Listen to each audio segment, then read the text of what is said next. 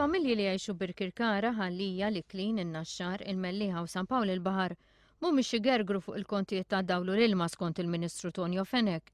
Il-familji ta' dawk il-lokalitajiet jiffurmaw il-kostitwenza tal-Ministru tal-Finanzi li skontu mhumiex igergru fuq il-kontijiet. Tonio Fenek qal dan meta kienet jieħu sehem fil-programm Realtà fuq dan l-istazzjon. Huwa qal li fl-opinjoni tiegħu m'hawnx ħafna li qed igergru mill-kontijiet. Mijiet, Tonio,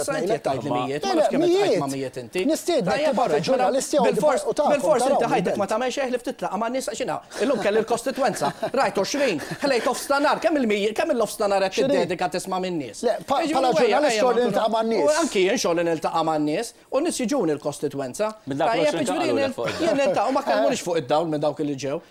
Għall-ewwel darba Tonio Fenek irrikonoxxa li l-proposta tal-Partit Laburista biex jinbidel il-kalkolu tal-kontijiet tista' tfisser li l-kontijiet jorsu bi 15 miljun euro.